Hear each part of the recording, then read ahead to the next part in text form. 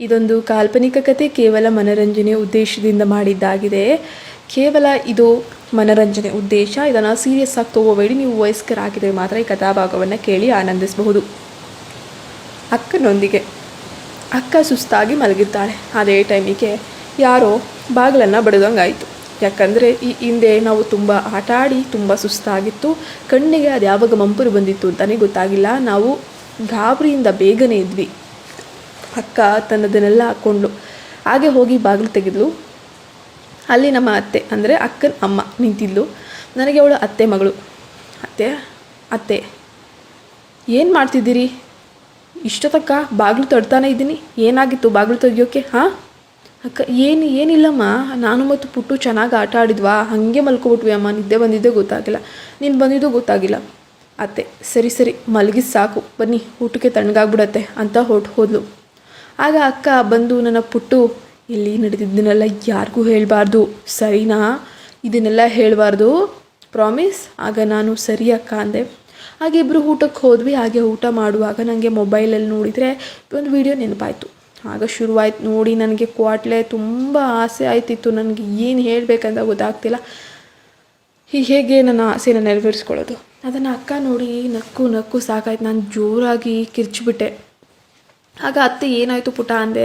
ಆಗ ಅಕ್ಕ ಏನಿಲ್ಲ ಅಮ್ಮ ಜಿರುಳೆ ನೋಡಿ ಅಂಜಿರಬೇಕು ಅಂದ್ಲು. ಅಷ್ಟಾದರೂ ನನಗೊಂಥರ ಮಜಾ ಬರುತ್ತಿತ್ತು. ಅಕ್ಕನ ಕೈ ಒರೆಸೆ. ಆಗ ನನಗೆ ಹ್ಯಾಂಡ್ ವರ್ಕ್ ಅವೆಲ್ಲ ಗೊತ್ತೇ ಇಲ್ಲ. ನನಗೊಂಥರ ಮಜಾ ಬರೋಕ್ಕೆ ಶುರುವಾಯಿತು. ಹಾಗೆ ಊಟ ಮಾಡಿ ಕೈ ತೊಳ್ಕೊಂಡು ಎದ್ವಿ. ಆಗ ನೋಡಿದರೆ ಮಧ್ಯಾಹ್ನ 1:30 ಆಗಿತ್ತು. ನಮ್ಮ ಹಳ್ಳಿ ಕಡೆ ಎಲ್ಲ ಮಧ್ಯಾಹ್ನ ಮಲಗುವ ಅಭ್ಯಾಸ ನಾರ್ಮಲಾಗಿರ್ತಿತ್ತು. ನಾನು ಅಕ್ಕ ಹಾಗೆ ರೂಮಿನಲ್ಲಿ ಮಲ್ಕೊಂಡ್ವಿ. ಆಗ ನಮ್ಮ ಮಾವ ಬಂದರು, ಅಂದರೆ ನಮ್ಮ ಅತ್ತೆ ಗಂಡ, ಅಂದರೆ ನಮ್ಮ ಅಕ್ಕನ ಅಪ್ಪ. ಅವರು ಊಟ ಮಾಡಿ ಹೊಲಕ್ಕೆ ಹೋದರು.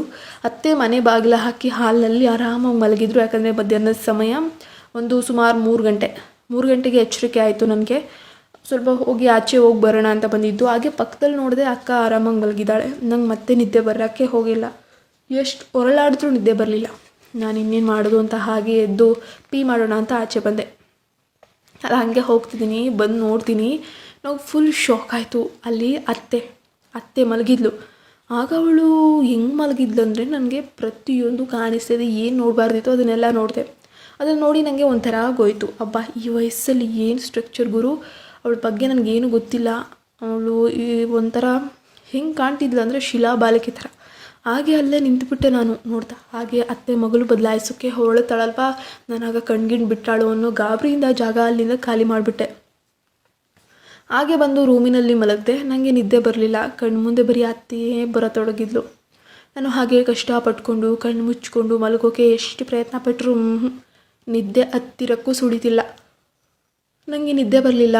ನಾನು ಹಾಗೆ ಹೊರಗಡೆ ತಿರುಗಾಡೋಕ್ಕೆ ಬಂದ್ವಿ. ಆಗ ನನ್ನ ಫ್ರೆಂಡ್ ಕಿಶೋರ್ ಭೇಟಿಯಾದ. ಹಾಗೆ ಮಾತನಾಡುತ್ತಾ ಕ್ರಿಕೆಟ್ ಆಡಲು ಹೋದ್ವಿ. ಹಾಗೆ ಕ್ರಿಕೆಟ್ ಆಡಿ ಸ್ವಲ್ಪ ಮರದ ಕೆಳಗೆ ಕೂತ್ಕೊಂಡ್ವಿ. ಅಲ್ಲಿ ನನ್ನ ಮತ್ತೊಬ್ಬ ಫ್ರೆಂಡ್ ಸುರೇಶ ಅಂತ ಒಬ್ಬ ಇದ್ದ. ಅವರು ಸ್ವಲ್ಪ ಶ್ರೀಮಂತರೇ ಅಂತಲೇ ಅಂದ್ಕೊಳ್ಳಿ. ತುಂಬ ದುಡ್ಡಿತ್ತು. ಹಾಗೆ ಒಳ್ಳೆ ಬಟ್ಟೆ, ಒಳ್ಳೆ ಊಟ, ಯಾವುದಕ್ಕೂ ಕೂಡ ತೊಂದರೆ ಇಲ್ಲ. ಅವನ ಜೊತೆ ಇದ್ದವ್ರಿಗೂ ಕೂಡ ಅಷ್ಟೇ ಚೆನ್ನಾಗಿ ನೋಡ್ಕೊಳ್ತಿದ್ದ. ಅವರ ಅಪ್ಪಂದು ಆಲೆ ಮನೆ ಅಂತೆ, ಅದು ಇದು. ಅವರಿಗೆ ಸುರೇಶ ಒಬ್ಬನೇ ಮಗ ಆದ್ದರಿಂದ ಅವನು ಬೇಡಿದ್ದನ್ನು ಕೊಡ್ತಿದ್ರು. ಇಂಥದ್ದಿಲ್ಲ ಅಂತ ಹೇಳ್ತಿರ್ಲಿಲ್ಲ. ಅವನದು ರಾಯಲ್ ಲೈಫ್. ಅವರ ಅಪ್ಪ ಅವನಿಗೆ ಹೊಸ ಮೊಬೈಲನ್ನು ಕೂಡ ಕೊಡಿಸಿದ್ರು. ಅದು ಐಫೋನ್. ಅದನ್ನು ಅವನು ನಮಗೆಲ್ಲ ತೋರಿಸ್ತಿದ್ದ. ನಾವು ಹಾಗೆ ಎಲ್ಲರೂ ಮೊಬೈಲ್ ನೋಡ್ತಿದ್ವಿ. ಆಗ ರಾಹುಲ್ ಅಂದ, ಮಗ ನಿನ್ಗೆ ಗೊತ್ತೇನೋ ಇದರಲ್ಲಿ ಅಂಥ ವೀಡಿಯೋಸ್ ಎಲ್ಲ ಬರ್ತಾವಂತೆ ಅಂತ ಕೇಳಿದ ಸುರೇಶ.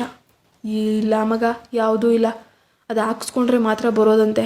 ರಾಹುಲ್, ಮಗ ಹಾಗಾದ್ರೆ ಹಾಕ್ಸ್ಕೊಂಡು ಬಾರೋ ನೋಡೋಣ, ಎಂಜಾಯ್ ಮಾಡೋಣ ಅಂತ ಹೇಳ್ತಾನೆ ರಾಹುಲ.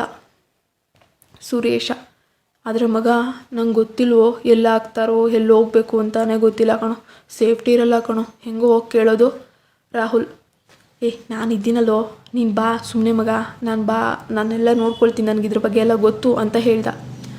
ನಾನು, ಹೋಗೋಲು, ನಾನು ಬರಲ್ಲ ಮಗ, ನೀವೇ ಹೋಗಿ ಬನ್ನಿ. ಯಾರು ಗೊತ್ತು, ಸುಮ್ಮನೆ ನನ್ನ ಮುಖ ನೋಡಿ ಆಮೇಲೆ ನಾನು ಹೋದಾಗೆಲ್ಲ ಬಂದಾಗೆಲ್ಲ ನನ್ನ ಮುಖನೇ ನೋಡಿದ್ರೆ ನನಗಂತೂ ಆಗೋದೇ ಇಲ್ಲಪ್ಪ ಅಂತ ರಾಹುಲ್ ಹೆದರ್ಕೊಂಡ. ನೀವೇ ಹೋಗಿ ಬನ್ನಿ ಸಾಯಿ ಇಲ್ಲೇನೆ ಹೆದರ್ಕೊಂಡಂತ ಹೋದರು. ನಾನು ಅವ್ರು ಬರೋವರೆಗೂ ಹಾಗೆ ಕೂತಿದ್ದೆ. ಅವ್ರು ಬರೋ ಅಷ್ಟರಲ್ಲಿ ಉಳಿದ ಫ್ರೆಂಡ್ಸ್ ಎಲ್ಲ ಹೋಗಿದ್ರು. ನಾವು 3 ಜನ ಹಾಗೆ ಮೊಬೈಲ್ ಓಪನ್ ಮಾಡಿ ವಿಡಿಯೋ ನೋಡಲು ಶುರು ಮಾಡಿದ್ವಿ.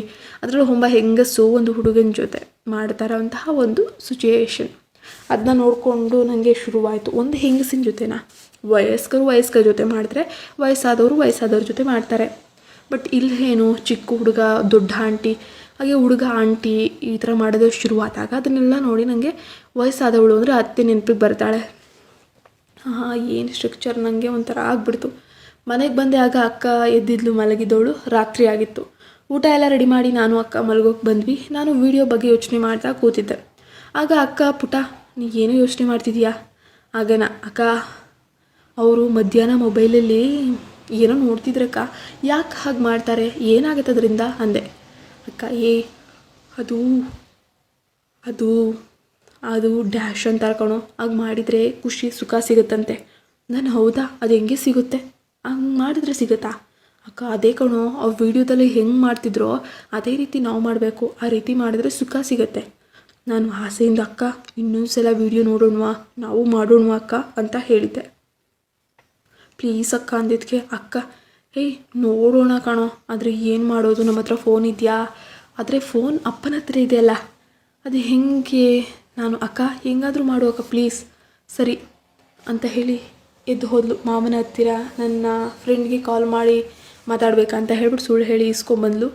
ಹಾಗೆ ಡೋರ್ ಹಾಕಿ ಮಂಚದ ಮೇಲೆ ಮಲಗಿ ವೀಡಿಯೋ ನೋಡೋಕ್ಕೆ ಶುರು ಮಾಡಿದ್ಲು. ಅದರಲ್ಲಿ ಒಬ್ಬ ಅಂದರೆ ಇಂಡಿಯನ್, ಒಬ್ಬ ಫಾರಿನ್ ಹುಡುಗಿನ ಜೊತೆ ಎಂಜಾಯ್ ಮಾಡ್ತಿರೋಂತಹ ವೀಡಿಯೋದು. ಹಾಗೆ ನೋಡುತ್ತಾ ಅಕ್ಕನಿಗೆ ಮೂಡ್ ಬರೋಕ್ಕೆ ಶುರುವಾಯಿತು. ಅದರಲ್ಲಿ ಒಬ್ಬ ಹುಡುಗ ಹುಡುಗಿಗೆ ಮಾಡ್ತಿದ್ದ, ಇನ್ನೊಬ್ಬ ನಂಗೆ ತುಂಬ ಮಜಾ ಸಿಗ್ತಿತ್ತು. ಅದು ಬರೀ ನೋಡ್ತಿದ್ದಂಗೆ ಎಷ್ಟು ಮಜಾ ಸಿಗ್ತಿದೆ ಅಂದರೆ ಇನ್ನು ಮಾಡಿದ್ರೆ ಎಷ್ಟು ಖುಷಿ ಸಿಗ್ಬಹುದು ಅಂತ ನಾನು ಕೂಡ ಎಣಿಸ್ದೆ. ನಾನು ಕಣ್ಣು ಮುಚ್ಚಿ ಸುಖ ಅನುಭವಿಸಿದ್ದೆ. ನನಗೆ ಇದುವರೆಗೂ ಕೂಡ ಹ್ಯಾಂಡ್ ವರ್ಕ್ ಮಾಡಿ ಅದರಿಂದ ನನಗೆ ಅದ್ರ ಬಗ್ಗೆ ಗೊತ್ತಿಲ್ಲ. ಅದರಿಂದ ನನಗೆ ಫಸ್ಟೇ ಒಂದೇ ಒಂದು ಇದಕ್ಕೇ ನನಗೆ ಜುಮ್ ಅನ್ನಿಸ್ತಿತ್ತು. ನನಗೆ ತಡ್ಕೊಳ್ಳೋಕ್ಕೆ ಆಗ್ತಿಲ್ಲ. ನಾನು ಹಾಗೆ ಜೋರಾಗಿ ಸೌಂಡ್ ಮಾಡೋಕ್ಕೆ ಶುರು ಮಾಡಿದೆ. ಅಕ್ಕ ನಂಗೆ ಒಂಥರ ಆಗ್ತಿದೆ ಕಣೆ. ಹಾಗೆ ಮಲ್ಕೊಂಡು ಅಕ್ಕ ಪುಟ ಹೇಗಿತ್ತು ಅಂತ ಕೇಳಿದ್ಲು. ನನ್ನ ಅಕ್ಕ ತುಂಬ ಚೆನ್ನಾಗಿತ್ತು, ತುಂಬ ಮಜಾ ಬಂತು ಅಕ್ಕ, ಇನ್ನೂ ಮಜಾ ಬರುತ್ತಲ್ಲ. ನನಗೆ ತುಂಬ ಸುಸ್ತಾಗ್ಬಿಟ್ಟಿತ್ತು ಅಕ್ಕ, ಈಗ ಬೇಡ ಕಣೆ, ನಾಳೆ ಬೇಕಾದರೆ ಬೇರೆ ಪ್ರಯತ್ನ ಮಾಡೋಣ ಅಂತ ಹೇಳಿದ್ದು. ಅಕ್ಕ ಆಸೆ ನೋಡು ಕಳ್ಳಂಗೆ, ಆದರೆ ಚಿನ್ನ ನೀನು ತುಂಬ ಚೆನ್ನಾಗೆಲ್ಲ ಇದೆಲ್ಲ ಮಾಡ್ತೀಯ ಕಣೋ, ಬಟ್ ಇದನ್ನೆಲ್ಲ ಯಾರಿಗೂ ಹೇಳ್ಬಾರ್ದು. ಥ್ಯಾಂಕ್ಸ್ ಅಕ್ಕ ಅಂತ ಹೇಳಿ ನಾನು ನೀರು ಕುಡಿಬೇಕನ್ನಿಸ್ತು. ಅಕ್ಕ ಯಾಕೋ ಪುಟ್ಟು ಅಂದ್ಲು. ಅಕ್ಕ ನೀರು ಕುಡಿಬೇಕನ್ನಿಸ್ತಿದೆ ಅಕ್ಕ, ಹಾಗೆ ಹೋಗು, ಅಮ್ಮ ಅಪ್ಪ ಮಲಗಿರ್ತಾರೆ.